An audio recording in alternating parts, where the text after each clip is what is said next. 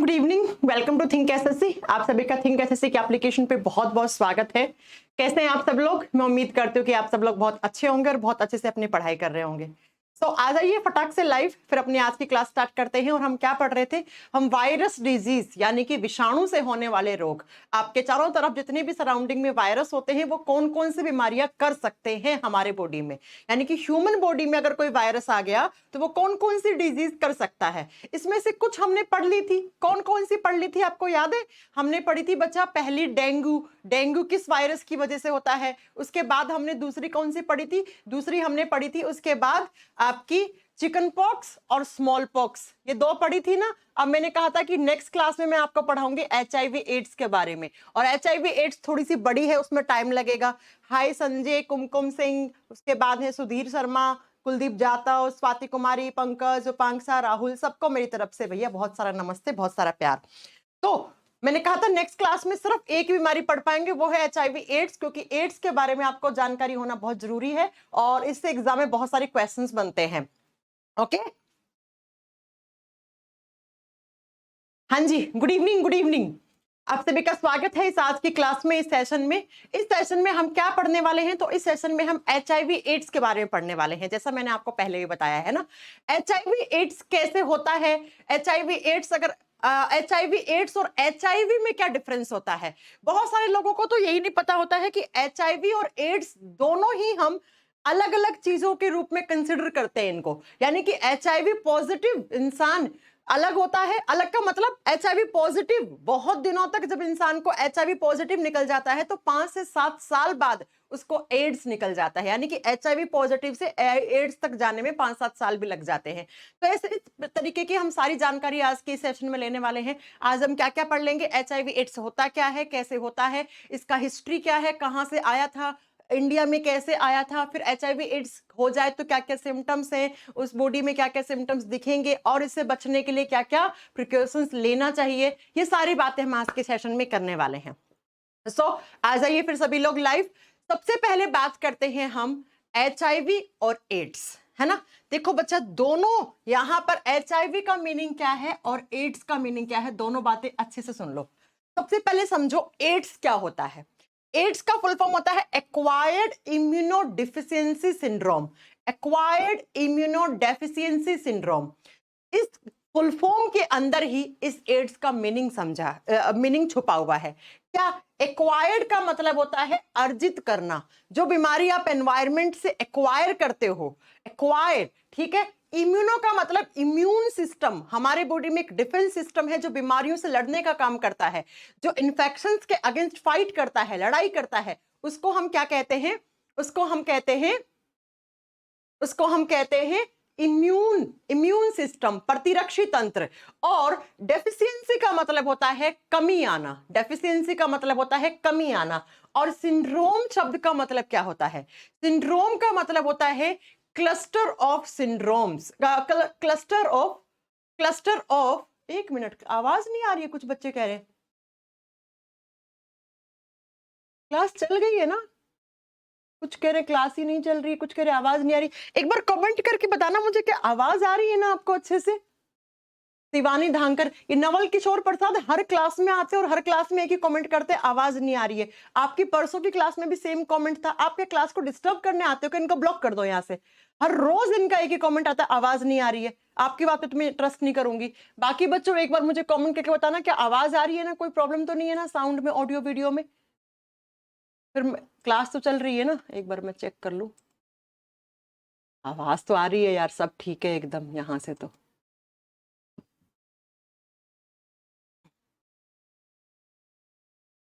आ रही है। इनको नवल किशोर प्रसाद को टेक्निकल टीम प्लीज ब्लॉक करो मेरे बैच से। हमेशा हर क्लास में परेशान करते हैं। एक ही कमेंट को 20 बार टाइप करेंगे, आवाज नहीं आ रही, आवाज नहीं आ रही। इतने बढ़िया से पढ़ा रही थी मैं और बीच में डिस्टर्ब करने आ जाते हैं। ये हर क्लास में मैं इनको नोट कर रही हूँ पिछले एक सप्ताह से। आते हैं, एक ही कमेंट करते हैं, आवाज नहीं आ रही है। सब ठीक है यार, सारे बच्चे करें कमेंट कर रहे हैं। चलो फिर से क्लास स्टार्ट करते हैं, कोई बात नहीं है, ठीक है। ऐसे बच्चे आते हैं, कुछ बच्चे आते हैं क्लास को डिस्टर्ब करने, इनको पढ़ाई लिखाई से कोई मतलब नहीं होता है, इनको लगता है बस टीचर की नजर में आना। ओके, हाँ जी, वंस अगेन गुड इवनिंग। सब अच्छे होंगे, बढ़िया तरीके से पढ़ाई कर रहे होंगे। सो आज के सेशन में हम HIV एड्स के बारे में पढ़ने वाले हैं। HIV एड्स कैसे होता है, और जब HIV एड्स कौन से वायरस की वजह से होता है, ये वायरस कैसे कैसे फैल सकता है हमारे बॉडी में, और ये वायरस कैसे कैसे नहीं फैल सकता। क्योंकि बहुत सारे लोगों को HIV एड्स के बारे में बहुत अलग अलग तरीके की बातें पता होती हैं, जिसमें से बहुत सारी बातें झूठ भी होती है और बहुत सारी बातें सच भी होती हैं। तो आज के इसी सेशन में मैं आपको HIV एड्स के बारे में सारे डाउट, जितने भी डाउट आपके दिमाग में होंगे ना, वो सारे खत्म कर दूंगी मैं। सबसे पहले मैं आपको बता दूं कि HIV एड्स इंडिया पूरे विश्व में तीसरे नंबर पर है HIV एड्स के पेशेंट्स में। यानी कि विश्व में हम तीसरी जगह, हमारी तीसरी पोजीशन है HIV एड्स के केसेस में। बात करते हैं फर्स्ट कंट्री कौन है जिसमें HIV एड्स के पेशेंट सबसे ज्यादा पाए जाते हैं, वो है साउथ अफ्रीका, दूसरा है नाइजीरिया और तीसरा है इंडिया। अब मुझे बाकी कंट्री से तो क्या लेना देना, मैं तो अपने देश की बात करती हूँ। हमारे देश में ये जो इतने सारे HIV एड्स के पेशेंट्स हर साल मिलते हैं और हर साल हजारों लोग मर जाते हैं इस बीमारी की वजह से, इसके पीछे सबसे बड़ा जो एक कारण है वो ये है जागरूकता कम होना। यानी कि इस बीमारी के बारे में प्रॉपर नॉलेज नहीं है लोगों के पास, और कुछ लोग तो इस बीमारी के बारे में बात करने से कतराते हैं, उनको शर्म आती है बात करने में। तो ये सारी बातें मैं आज की सेशन में आपकी कंप्लीट कर दूंगी कि किस तरीके की अवधारणाएं हैं, क्या क्या लोग बोलते हैं HIV एड्स के बारे में, है ना। बोलते हैं HIV एड्स फलाने के इंसान के घर में है तो उस घर में जाओ नहीं, कुछ कुछ बातें फालतू के लोग करते हैं। तो जो इंडिया थर्ड लार्जेस्ट बन रखा ना इन नंबर्स में HIV पेशेंट्स में, इसके पीछे का सबसे बड़ा कारण यही है कि लोग बात नहीं करते हैं HIV एड्स के बारे में। ये कैसे होता है, कैसे नहीं हो सकता है, इससे बचने के लिए क्या क्या करना चाहिए, इन सारी बातों पे बात नहीं करते हैं। और हमारे इंडिया में यही हमारा दुर्भाग्य है कि हर साल हजारों लोग इस खतरनाक बीमारी से मर जाते हैं। चलिए फिर हम लोग एक अच्छी शुरुआत करते हैं, बढ़िया तरीके से बीमारी के बारे में पढ़ते हैं। एग्जाम में तो क्वेश्चंस आते ही आते हैं, साथ में आपको डेली लाइफ में भी पता होना चाहिए। भाई एग्जाम तो एक ही बार दोगे, क्लियर कर लोगे, लेकिन जिंदगी की जंग तो कई सालों की है ना। तो कई सालों में इन बीमारियों से अगर बचते रहना है तो इन बीमारियों के बारे में अच्छे से पढ़ डालना मेरे से सारी बीमारियां। ओके चलिए स्टार्ट करते हैं हम। सबसे पहले आपने सुना होगा कि मैम HIV वायरस से एड्स हो जाता है। HIV एड्स, HIV का मतलब होता है वो वायरस जो किसी इंसान में एंटर कर गया, किसी इंसान के बॉडी में प्रवेश कर गया तो उसको एड्स कर देगा। सबसे पहले एड्स की फुल फॉर्म सुनो। एड्स की फुल फॉर्म होती है एक्वायर्ड इम्यूनोडेफिशिएंसी सिंड्रोम। एक्वायर्ड का मतलब होता है अर्जित करना, किसी भी चीज को, किसी बीमारी को आपने एक्वायर किया है। इम्यूनो का मतलब हमारे बॉडी में एक सिस्टम होता है दैट इज इम्यून सिस्टम, और वो क्या करता है, वो हमारे बॉडी में बाहर से आने वाले इन्फेक्शंस के अगेंस्ट इम्यूनिटी प्रोवाइड करता है। यानी कि बीमारियों से जो बीमारी करने इन्फेक्शंस आते हैं, जो संक्रमण आते हैं, उनके अगेंस्ट फाइट करने का, लड़ाई करने का काम इम्यून सिस्टम करता है। तो इम्यूनो का मतलब यहां पे इम्यून सिस्टम से है। डेफिशिएंसी का मतलब होता है कमी, इम्यून सिस्टम की कमी आ गई, ठीक है। और सिंड्रोम का मतलब होता है ग्रुप ऑफ सिम्टम्स। एक होता है डिजीज जिसको हम बीमारी कहते हैं। बीमारी में एक ही तरीके के लक्षण होंगे। भाई जुखाम है तो जुखाम में जुखाम वाले ही होंगे, डेंगू है तो डेंगू में डेंगू वाले ही होंगे। लेकिन बच्चा एक होता है सिंड्रोम। सिंड्रोम शब्द का मीनिंग होता है ग्रुप ऑफ सिम्टम्स। बहुत सारे लक्षण एक साथ समूह बना के आ गए। इतने सारे लक्षण दिखेंगे इस इंसान के अंदर कि आप पकड़ नहीं पाओगे कि भैया ये सिम्टम आज है, 10 दिन बाद नहीं है, फिर वापस आ गया। यानी कि फुल फॉर्म क्या हो गया, ऐसी बीमारी जिसको आपने एक्वायर किया है और जिसके एक्वायर करने से आपके बॉडी में इम्यून सिस्टम में कमी आ गई, यानी कि प्रतिरक्षा प्रणाली कमजोर हो गई। और सिंड्रोम का मतलब है जिसमें बहुत सारे साथ में आपके लक्षण भी दिखेंगे आप में। अगर एड्स बीमारी किसी को हुई है तो ये एड्स का फुल फॉर्म ये है। अब ये एड्स बीमारी का नाम है, डिजीज का नाम है, ये बीमारी है। अब ये एड्स किसकी वजह से होता है, तो एड्स जिसकी वजह से होता है उसको हम कहते हैं HIV वायरस। ये रहा, कुछ ऐसे होते हैं HIV वायरस। एड्स जिस वायरस के आने से होता है बॉडी में उसको हम HIV वायरस कहते हैं। अब थोड़ी सी बात ध्यान से समझना, HIV वायरस का फुल फॉर्म होता है human immunodeficiency virus. Human immuno virus मत कर देना, गलत हो जाएगा। एक बार एसएससी में पूछा हुआ क्वेश्चन है, बच्चा करके आ जाता है, अच्छा एच से बन गया ह्यूमन, और इसके बाद आई से बन गया इम्यूनो, और वी से बन गया वायरस। नहीं, ह्यूमन इम्यूनो डेफिशिएंसी वायरस। मैंने कहा ना, वो वायरस जो आपके बॉडी में इम्यून सिस्टम में कमी ले आएगा। अब बच्चों, HIV आपने बहुत बार सुना होगा, फलाना इंसान या उस शहर में 5 लोग HIV पॉजिटिव पाए गए हैं। HIV पॉजिटिव का मतलब होता है ऐसा इंसान जिसके बॉडी में HIV वायरस है। अब HIV वायरस है इसका मतलब उसको एड्स नहीं है अभी। HIV पॉजिटिव का मतलब है इसके बॉडी में HIV वायरस है, इसके खून में HIV वायरस देखे गए हैं। जब आपने टेस्ट करवाया, एलिजा वगैरह करवाया, तो उसमें HIV वायरस की प्रेजेंस दिखी। लेकिन बच्चों, HIV पॉजिटिव का मतलब हो गया कि उस इंसान के बॉडी में HIV वायरस है। अब HIV पॉजिटिव वाले पर्सन को एड्स तक जाने में, यानी कि इस बीमारी तक आने में 5 से 7 साल लग जाते हैं। समझ रहे हो आप? इसीलिए मैं कह रही थी, आपको सेशन स्टार्ट किया मैंने तभी कि HIV अलग है और एड्स अलग है। यानी कि HIV पॉजिटिव का मतलब होता है जिस इंसान के बॉडी में HIV वायरस अभी अभी मिला है। अब HIV पॉजिटिव वाले वायरस अगर उस इंसान के अंदर 5 से 7 साल तक रहे और उसका इम्यून सिस्टम इतना कमजोर हो गया, इतना कमजोर हो गया कि उसको कौन सी बीमारी होगी? एड्स हो गई। यानी कि HIV से एड्स तक आने में 5 से 7 साल तक का टाइम लगता है। तो आपको क्या क्या समझ में आया? आपको समझ में आया कि एड्स बीमारी का नाम है, और ये बीमारी जो वायरस करता है उसका नाम होता है ह्यूमन इम्यूनो डेफिशिएंसी वायरस। और HIV वायरस से एड्स तक आने में 5 से 7 साल लग जाते हैं। और ये 5 से 7 साल जो है ना, इन्हीं में उस इंसान का इम्यून सिस्टम इतना कमजोर हो जाएगा, इतना कमजोर हो जाएगा कि उस इंसान का जीना मुश्किल हो जाएगा। क्यों? सारी बातें आगे करने वाले हैं। पहले देख लो इस वायरस के बारे में। इस वायरस के बारे में कुछ 1-2 क्वेश्चन बनेंगे जो बहुत ही ध्यान से आपको समझना है। मैंने आपको बताया है कोई भी वायरस हो वो 2 चीजों का बना हुआ होता है। एक तो वायरस के ये बाहर की तरफ जो कोट रहता है, आवरण रहता है, इसको हम कैप्सिड कहते हैं, और ये बना हुआ होता है प्रोटीन का।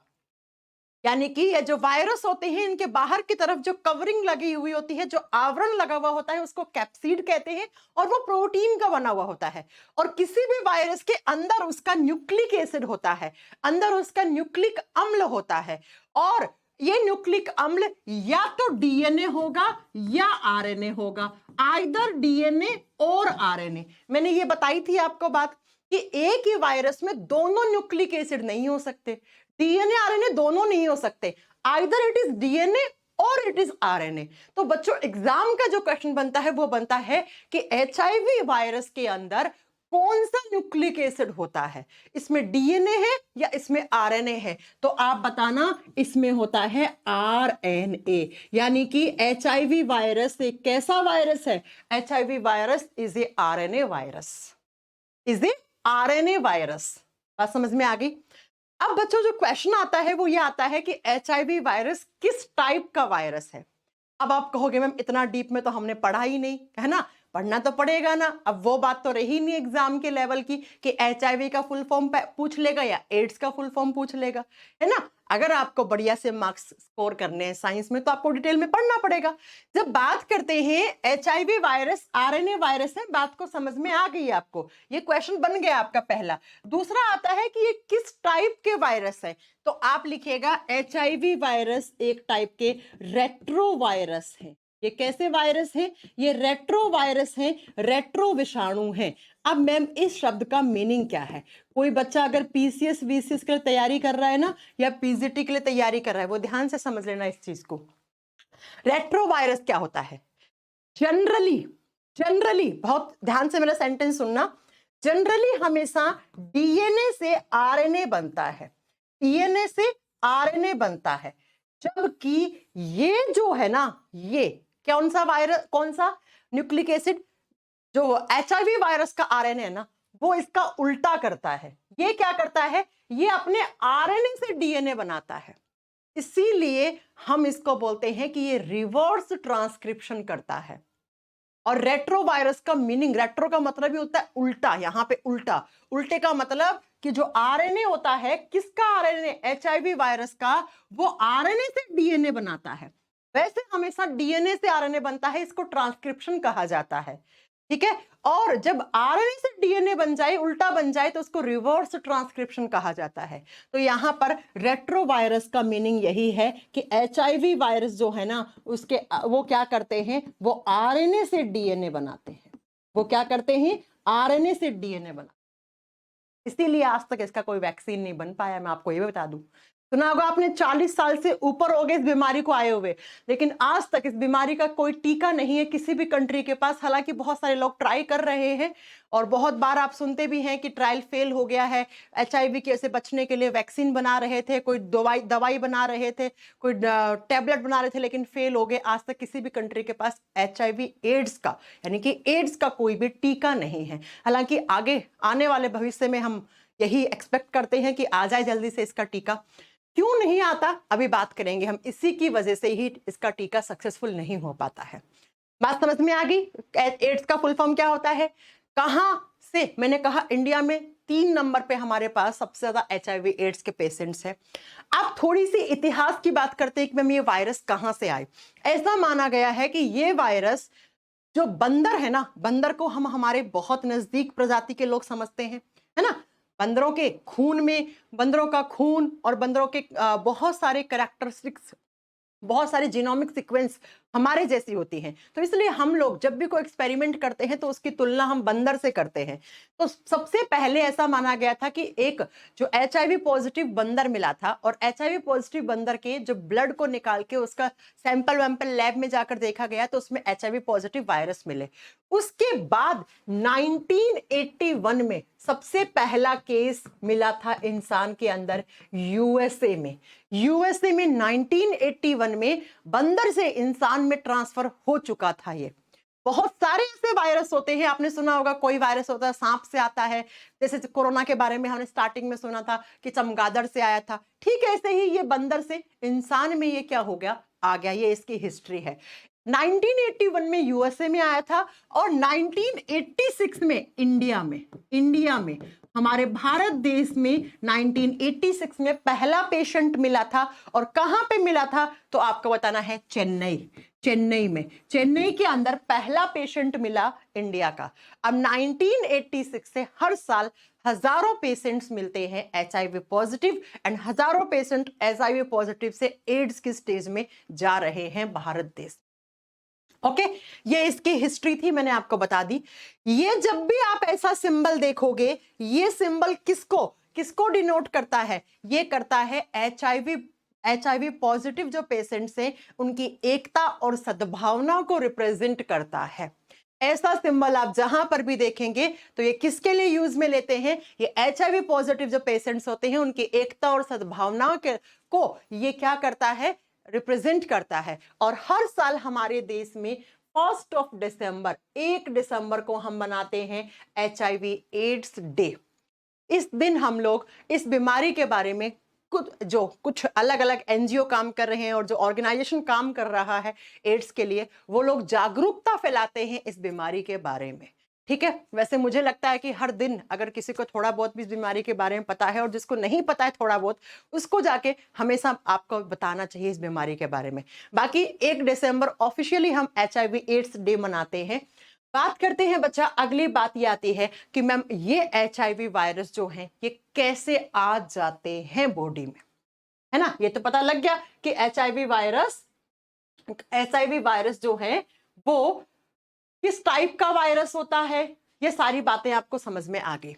अब जरा समझिए अगली बात कि एचआईवी वायरस एक इंसान से दूसरे इंसान में जाते कैसे हैं, ये फैलता कैसे है। सबसे पहले एक बंदे में आया चेन्नई में, उसके बाद ये आगे से आगे आज भारत का ऐसा कोई राज्य नहीं है जहां पर एचआईवी के हजारों में पेशेंट्स नहीं हैं। तो ये आगे से आगे कैसे फैल जाता है, तो फैलने का जरा बात सुनिएगा। एचआईवी एड्स ट्रांसमिट कैसे होता है, यानी कि ये एचआईवी वायरस कैसे आगे से आगे जाते हैं। सबसे बड़ा 80% जो रीजन है इंडिया के अंदर, वो फर्स्ट वाला ही रीजन है। फर्स्ट रीजन है अनप्रोटेक्टेड सेक्सुअल इंटरकोर्सेस के थ्रू। यानी कि जो यौन संबंध बनते हैं लड़का और लड़की के बीच में, अगर वो सुरक्षित नहीं है, यानी कि वो प्रोटेक्टेड यौन संबंध नहीं है, तो वहां से अगर किसी महिला में था तो महिला के वेजाइनल डिस्चार्ज से उस पुरुष में भी आ जाएगा, उस लड़के में भी आ जाएगा जिसके साथ सेक्सुअल इंटरकोर्सेस हो रहे हैं। अगर किसी लड़के में है तो लड़के के बॉडी से, लड़के के जो एक्सटर्नल जेनाइटल एरिया है उससे निकलने वाला जो सीमेन होता है, उससे फीमेल के बॉडी में जाने से एचआईवी एड्स, ये एचआईवी वायरस चले जाते हैं। यानी कि अनप्रोटेक्टेड सेक्सुअल इंटरकोर्सेस के थ्रू जो असुरक्षित यौन संबंध होते हैं, उसके थ्रू लड़का से लड़की में और लड़की से लड़के में चला जाता है। कैसे? तो मैंने बता दिया, अगर कोई महिला एचआईवी पॉजिटिव है तो उस महिला के जो जेनाइटल एरिया है, जहां से ये वेजाइनल डिस्चार्ज निकलता है, लिक्विड निकलता है, उस लिक्विड में ये पाए जाते हैं और उसी लिक्विड से उस जिस इंसान के साथ, जिस मेल के साथ वो सेक्सुअल इंटरकोर्सेस कर रही है, उसके बॉडी में वो चले जाते हैं और मेल से फीमेल में आ जाते हैं थ्रू सीमेन, वीर्य की सहायता से। पहला और 80% जो केसेस आते हैं एचआईवी एड्स के, वो इसी की वजह से आते हैं। ये मेजर केस है। क्यों? क्योंकि इसके बारे में लोग बात करने में शर्माते हैं, इसके बारे में लोग बात नहीं करते हैं, इतनी ज्यादा जागरूकता नहीं है लोगों में, और लोग समझते ही नहीं है कि असुरक्षित यौन संबंध भी कुछ होता है, अनप्रोटेक्टेड सेक्सुअल एक्टिविटीज नाम की भी कुछ चीज होती हैं। लोग ऐसा मानते ही नहीं है, इनकारते हैं। मान लीजिए किसी फैमिली में किसी मेल को हो गया, तो अगर उसने अपनी वाइफ के साथ अनप्रोटेक्टेड सेक्सुअल कांटेक्ट कर लिया, इंटरकोर्सेस कर लिया, तो बच्चा उस पुरुष से उस लड़की में, उस महिला में भी हो सकता है। अगर उस महिला को या उस आदमी को जानकारी होती तो शायद ऐसा नहीं होता, है ना। दूसरा, ड्रग्स एडिक्टेड लोगों को मैं आपको बता दूं कि ये एचआईवी वायरस सबसे ज्यादा किसके थ्रू बॉडी में आते हैं? या तो वेजाइनल डिस्चार्ज या सीमेन, जिसको वीर्य बोलते हैं, या इसको चाहिए होता है खून, ब्लड। जब कभी भी एक इंसान का खून किसी दूसरे इंसान के खून के कांटेक्ट में आ गया तो ये वायरस इजीली उसके अंदर जाके ग्रो कर जाते हैं। मान लो एक मुकेश नाम का इंसान था, एक सुरेश नाम का इंसान था। मुकेश नाम के इंसान इस एचआईवी पॉजिटिव, इस मुकेश नाम के इंसान का खून कैसे भी करके सुरेश नाम के इंसान के खून के कांटेक्ट में आ गया तो सुरेश भी कुछ दिनों के बाद एचआईवी पॉजिटिव पाया जाएगा। तो दूसरा, इसे चाहिए ब्लड। अब ड्रग्स एडिक्शन वाले लोगों में कैसे हो जाता है? आपने देखा होगा आजकल तो बहुत भांति भांति प्रकार के नशे चल रहे हैं। कुछ लोग क्या करते हैं, ड्रग्स को नाक वाक से लेते हैं, कुछ लोग क्या करते हैं, ड्रग्स को इंजेक्शन में डाल के लेते हैं, है ना। ऐसा आपने टीवी में या अखबार वगैरह में आपने पढ़ा होगा या देखा होगा आपने फोटोज वगैरह, ठीक है। हालांकि ये बिल्कुल ही खराब चीज है। तो जैसे दोस्त है, 4-5 दोस्त हैं, एक दोस्त है उसको हो गया एचआईवी पॉजिटिव, उस दोस्त ने पहले इंजेक्शन से ड्रग ली, सेम इंजेक्शन अपने दोस्त को बोल दिया ले तू भी ले ले थोड़ी सी, तो इसका खून उसका खून मैच हो गया चला गया, ठीक है। तो ये हो गया ड्रग्स एडिक्टेड लोगों के अंदर। ब्लड ट्रांसफ्यूजन आपने देखा होगा, जब कभी भी किसी को ब्लड देते हैं हम और जब कभी भी किसी का ब्लड हम चढ़ाते हैं तो हमेशा ये देखते हैं उसमें एचआईवी पॉजिटिव तो नहीं है वो ब्लड, उसमें एचआईवी वायरस तो नहीं है। इसीलिए अगर आप कभी भी पास्ट में या फ्यूचर में आप ब्लड डोनेट करने जाओगे तो आपसे हमेशा पहले पूछता है या आपका टेस्ट भी करता है कि भाई कहीं पर आपके ब्लड में एचआईवी वायरस तो नहीं है। अदरवाइज जिस ब्लड बैंक में जाएगा और वहां से किसी और को चढ़ेगा तो उसके बॉडी में एचआईवी वायरस चले जाएंगे। ब्लड का ब्लड से मिलना हो, ठीक है, ब्लड ट्रांसफ्यूजन से फैल गया। प्रेगनेंसी का मतलब है कोई लड़की मां बनने वाली है और जब वो मां बनने वाली होती है तो मां और बच्चे के बीच में एक मेम्ब्रेन बनती है जिसको प्लेसेंटा मेम्ब्रेन कहते हैं। यानी कि एक नाल बनता है जिस नाल को हम प्लेसेंटा कहते हैं और इसी प्लेसेंटा के थ्रू मां के खून से ये बच्चे के खून में चला जाता है। तो अगर मां प्रेगनेंसी के समय एचआईवी पॉजिटिव है तो उस बच्चे को भी एचआईवी पॉजिटिव हो सकता है। इसीलिए अर्ली स्टेज में ही प्रेगनेंसी के एचआईवी पॉजिटिव का भी टेस्ट डॉक्टर कर लेती है। नेक्स्ट है नॉन स्टरलाइजेशन इंस्ट्रूमेंट, यानी कि ऐसा कोई भी इंस्ट्रूमेंट जिसको स्टरलाइजेशन नहीं किया है और आपको यूज कर लिया। जैसे हॉस्पिटल में आप देखते हैं कि जो यूज्ड की हुई सिरिंज है, अगर आपने किसी हॉस्पिटल में ऐसा देख लिया कि एक इंजेक्शन एक इंसान को लगाया और वही इंजेक्शन किसी दूसरे इंसान को लगा दिया तो आप उसकी कंप्लेन कर सकते हैं और अगर ऐसा कोई भी केस पाया गया तो उस हॉस्पिटल के ऊपर लीगल एक्शंस भी लिए जाते हैं।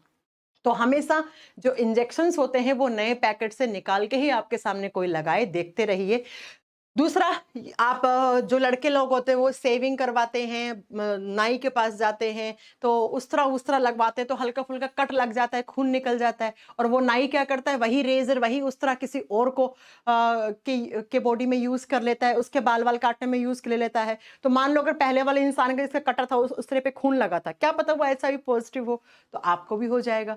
तो ऐसे इन चीजों से HIV वायरस फैलता है, क्योंकि HIV वायरस जो होते हैं वो सबसे ज्यादा कहां पर होते हैं, मेल बॉडी से निकला हुआ वीर्य, फीमेल बॉडी से वेजाइनल डिस्चार्ज, उसके साथ ब्लड, और उसके साथ ब्लड से जितने भी तरीके हैं, ब्लड एक इंसान के ब्लड से दूसरे इंसान के ब्लड में जाने के तरीके हैं, उनमें हो जाता है। अब मैं आपको एक स्लाइड दिखाती हूं, पहले इसको समझने की कोशिश करना। HIV वायरस सबसे ज्यादा किसमें पाए जाते हैं? ये पाए जाते हैं ब्लड में और सीमेन में। सीमेन का मतलब होता है वीर्य, ठीक है, वीर्य में, और महिलाओं से निकलने वाले वेजाइनल डिस्चार्ज में। और थोड़े बहुत ये HIV वायरस और अलावा किसके साथ और किस किस में, आंसुओं में, लार में, और जो महिलाओं के अंदर जो ब्रेस्ट से दूध बनता है उस दूध के अंदर, और यूरिन में, पेशाब में, इनमें भी हल्का फुल्का ये पाए जाते हैं। इनमें तो बहुत ही कम पॉसिबिलिटीज होती हैं, लेकिन जो ऊपर वाला पॉइंट है ना, इनमें तो हमेशा अगर HIV पॉजिटिव है इंसान तो उसके खून में, उसके सीमेन में रहेगा ही रहेगा HIV वायरस, ठीक है बच्चों। लेकिन हल्का फुल्का आंसुओं में और उसके सलाइवा यानी लार में, और अगर वो लड़की है तो उससे जो दूध बन रहा है ब्रेस्ट से, उसमें भी पाया जाता है।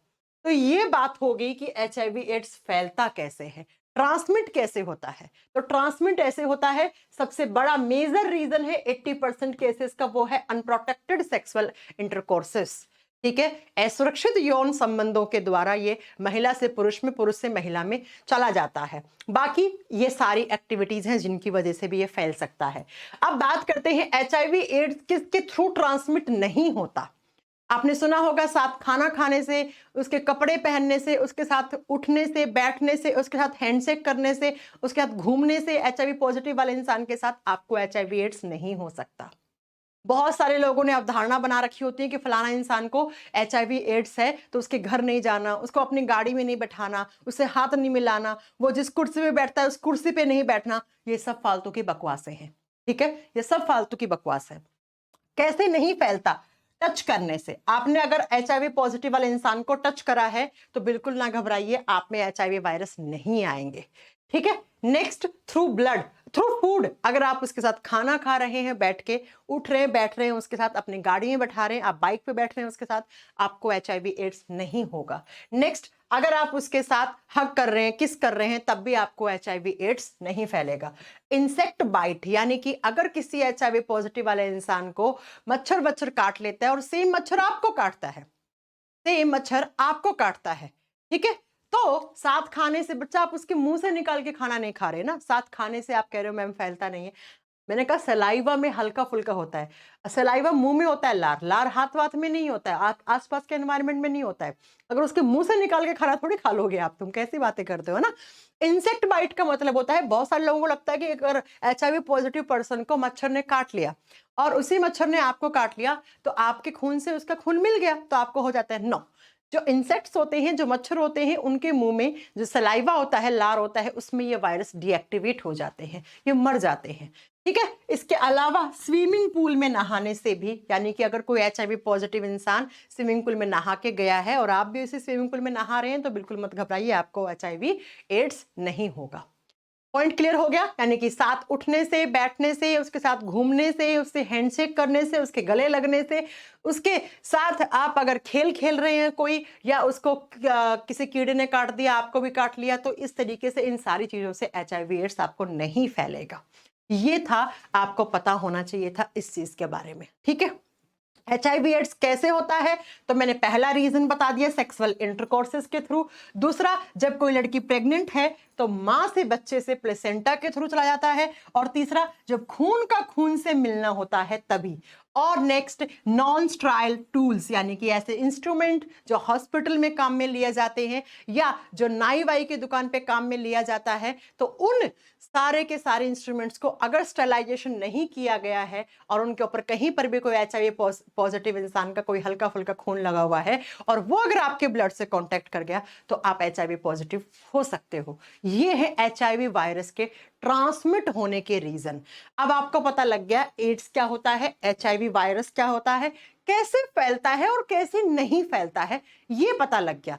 अब नेक्स्ट पॉइंट ये आता है कि मैम ये वायरस अगर आ गया किसी के बॉडी में तब क्या होगा, है ना? यही क्वेश्चन आ रहा होगा ना आपके दिमाग में। चलिए फिर जानते हैं कि ये बीमारी इतनी खतरनाक क्यों है, थोड़ी सी इस पे बात करते हैं कि इतनी खतरनाक बीमारी क्यों है कि अगर 7-8 साल तक HIV से एड्स तक चला गया तो इंसान का बचना बहुत ही कम परसेंटेज चांसेस होते हैं कि इंसान बच पाता है। और साथ में इस बीमारी का आज तक वैक्सीन क्यों नहीं बना पाए साइंटिस्ट लोग। कोरोना तो अभी आया था 2-3 साल पहले, तो कोरोना के लिए तो फिर भी टीका आ गया था, सबको लग भी गया। इस बीमारी से आज तक टीका क्यों नहीं बन पाया, ये भी बात करते हैं। चलो बच्चों सुनो, क्या करता है HIV वायरस। HIV वायरस जैसे ही आपके बॉडी में आएगा तो आप HIV पॉजिटिव हो जाओगे। यस मैम, हो जाएंगे HIV पॉजिटिव। अब HIV पॉजिटिव जब आप हैं, धीरे धीरे एड्स का फुल फॉर्म क्या है, पहले HIV का फुल फॉर्म क्या है, ह्यूमन इम्यूनो डेफिशिएंसी वायरस, यानी कि ह्यूमन बॉडी में इम्यून सिस्टम में कमी लाने वाला वायरस। इम्यून सिस्टम का मतलब होता है ऐसा सिस्टम जो आपके बॉडी में बाहर से आने वाले इंफेक्शन या आपका जो रोगों से लड़ने की प्रतिरोधक क्षमता होती है उसको बढ़ाने का काम करता है, उसको हम इम्यून सिस्टम कहते हैं। तो ये वायरस उसी इम्यून सिस्टम में कमी ले आता है। इम्यून सिस्टम धीरे धीरे उस इंसान का खत्म होना शुरू हो जाता है, धीरे धीरे उस इंसान को इतना ज्यादा इम्यूनिटी इसकी लेवल डिक्रीज हो जाएगा कि बेचारे को अगर बुखार भी रहेगी तो बहुत सालों तक बुखार रहेगी। अब क्या होता है इसके अंदर, ये HIV वायरस जैसे ही आता है ये आपके खून में आता है और खून में होती हैं एक टाइप की सेल्स जिनको आप WBC कहते हैं, जिनको आप WBC व्हाइट ब्लड सेल्स कहते हैं। और सारे बच्चे ये चीज जानते होंगे कि WBC is the part of defence system of our body, यानी कि हमारे शरीर में जो डिफेंस सिस्टम है यानी इम्यून सिस्टम है उसका हिस्सा होती है WBC। WBC बेसिकली इम्यूनिटी देने का ही काम करती हैं, रोगों से लड़ने की प्रतिरोधक क्षमता देने का ही काम करती हैं। ये बाहर से आने वाले जो भी इंफेक्शन होते हैं उनको मार गिराने का काम करती है, हमारा जो रोगों से लड़ने की प्रतिरोधक क्षमता होती है उसको बढ़ाने का काम करती है। तो ये HIV वायरस खून में आएगा और खून में एक टाइप की WBC होती है जिनका नाम होता है टी लिम्फोसाइट्स, जिनका नाम होता है टी लिम्फोसाइट्स। और ये धीरे धीरे आता है और किस टाइप की WBC, टी लिम्फोसाइट WBC है, इसके ऊपर अटैच हो जाता है और धीरे धीरे इस टी लिम्फोसाइट के अंदर की तरफ जाता है, इसके न्यूक्लियस में जाता है और न्यूक्लियस में जाकर क्या करता है, धीरे धीरे पूरे के पूरे इस पूरी सेल के अंदर कब्जा कर लेता है। कब्जे का मतलब समझते हो, कैप्चर कर लेता है इस सेल को। अब ये टी लिम्फोसाइट्स आखिर होती क्या है, ये भी एक टाइप की WBC होती है, ये हमारे बॉडी में एंटीबॉडीज बनाने का काम करती है, यानी कि ये हमारे बॉडी में डिफरेंट टाइप की जो बीमारियां आती हैं उन बीमारियों के अगेंस्ट ये एक टाइप की इम्यून रिस्पॉन्स पैदा करती है। अब अगर आपने टी लिम्फोसाइट को ही खत्म कर लिया, अगर आपके बॉडी से टी लिम्फोसाइट में ही कमी आ गई तो आप खुद सोचिए कि आपके बॉडी में कोई भी बाहर से इंफेक्शन आ सकता है और वो आपको बीमारी कर सकता है, आपका इम्यून सिस्टम कमजोर ही रहेगा हमेशा। अब बात यह आती है कि मैम इतनी सारे टाइप की WBC हैं तो इस वायरस ने सिर्फ टी लिम्फोसाइट को ही क्यों चुना, दिमाग में आया होगा ना। मैंने कहा ये वायरस क्या करता है, ये वायरस एक टाइप की WBC होती है, व्हाइट ब्लड सेल्स होती हैं जिनका नाम होता है टी लिम्फोसाइट, जिनका नाम क्या होता है यहां लिख दे रही हूं मैं, ठीक है, टी लिम्फोसाइट। और ये लिम्फोसाइट हमारे बॉडी में इम्यून सिस्टम को स्ट्रांग बनाने का काम करती हैं, जब भी बाहर से कोई इंफेक्शन आता है उसको मार गिराने का काम करती हैं। इसका मतलब मैम बहुत जरूरी है ये हमारे बॉडी के लिए, बिल्कुल बहुत जरूरी है ये। अब इस वायरस ने इतनी सारे टाइप की WBC को छोड़ के इसी के ऊपर क्यों आया, क्योंकि बच्चा ये जो टी लिम्फोसाइट सेल्स होती हैं इनके ऊपर एक टाइप के रिसेप्टर्स होते हैं जिनको CD4 रिसेप्टर कहते हैं। और ये जो वायरस है ना, ये वायरस का प्रोटीन इसी रिसेप्टर के साथ आके जुड़ता है। स्टेट पीसीएस के एग्जाम का क्वेश्चन है, ठीक है। CD4 नामक रिसेप्टर्स होते हैं और यही रिसेप्टर्स के ऊपर आके जो वायरस है ना, HIV वायरस, उसका जो प्रोटीन वाला पार्ट है, वो आके यहाँ पे अटैच हो जाता है। इसीलिए पहले ये यहाँ अटैच होगा, फिर इस लिम्फोसाइट के न्यूक्लियस में जाएगा और जाके पूरा इस लिम्फोसाइट को कैप्चर कर लेगा, यानी कि धीरे धीरे इसको डिस्ट्रॉय कर देगा, धीरे धीरे इसे खत्म कर देगा। और फिर धीरे धीरे धीरे जिस इंसान के बॉडी में ये हो रहा है, उस इंसान के बॉडी में धीरे धीरे धीरे धीरे टी लिम्फोसाइट्स कम कम कम कम कम कम कम इतनी कम हो जाएंगी एक दिन कि बेचारे की इम्यूनिटी लेवल इतना लो हो जाएगा कि उसको बस इतनी कमजोरी आ जाएगी, उसका इम्यून सिस्टम किसी भी तरीके का इम्यून रिस्पॉन्स ही बनाना बंद कर देगा। और इस HIV पॉजिटिव से एड्स की स्टेज में जाने से 5-7 साल लगता है। अगर 5-7 साल में आपने प्रॉपर तरीके से डॉक्टर से कंसल्ट की, डॉक्टर ने जो दवाइयां दी वो दवाइयां खा रहे हैं, तो बच्चा चांसेस भी होते हैं कि आप बच सकते हो। अगर आपने शर्म कर ली, बताया नहीं, किसी को बताने में शर्म आ रही है, तो फिर आप एड्स की स्टेज में जाओगे और एड्स की जब सेकंड और थर्ड स्टेज शुरू हो जाएगी तो उसके बाद तो डॉक्टर भी हाथ खड़े कर लेंगे, वो बोलेंगे अब आपको दवाओं की नहीं दुआओं की जरूरत है। अब दुआ कोई कैसे करता आपके लिए? आपने तो बताने में शर्म कर ली ना कि हमें तो इतनी खतरनाक बीमारी होगी, इस बीमारी के बारे में बात करूं तो सामने वाला मेरे लिए क्या सोचेगा, है ना? तो इसलिए आप दुआ कैसे ले आएंगे, समझ रहे हो आप?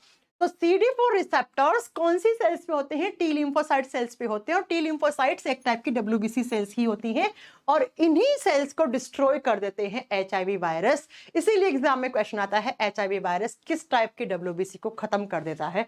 आप बताओगे टी लिम्फोसाइट्स।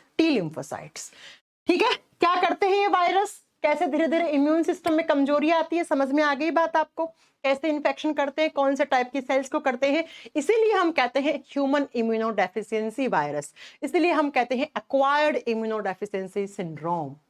HIV एक वायरस है, उस वायरस ने ये किया, अब इससे एड्स की कंडीशन में आने तक 5 से 7 साल लग गए, और फिर आपके पास बहुत ही कम टाइम है। समझ गए मेरी बात? तो इस तरीके से HIV वायरस जाता है। अब मैम हमें कैसे पता लगेगा कि हमारे बॉडी में HIV वायरस एंटर करे हैं कि नहीं करे हैं? तो ये कुछ ऐसे सिम्टम्स हैं, ये ऐसे लक्षण हैं। अगर ये लक्षण आप में बहुत दिनों तक हैं, आप 1 से 2 महीने तक ऑब्जर्व कर रहे हैं कि 1 से 2 महीने तक आपके बॉडी में ये रिपीट हो रहे हैं या आपको ये हो रहे हैं लक्षण, तो आपको डॉक्टर के पास जाना चाहिए। क्या क्या? फीवर रहेगा, तेज बुखार रहेगा आपको, ठीक है, उसके साथ चिल्स यानी ठंड लगेगी आपको, सर में दर्द होगा, और नाइट में रात को सोते समय बहुत ज्यादा पसीना आएगा, सुबह उठोगे तो पसीने से भरे मिलोगे। गले में हल्का सा आपके यहाँ पे जलन होगी, गले में सूजन हो जाएगी, साथ में मांसपेशियों में बहुत ज्यादा पेन रहेगा, दर्द रहेगा, अकड़न रहेगी, उठने बैठने में, बॉडी में मूवमेंट करने में बहुत सारे प्रकार की प्रॉब्लम हो सकती है।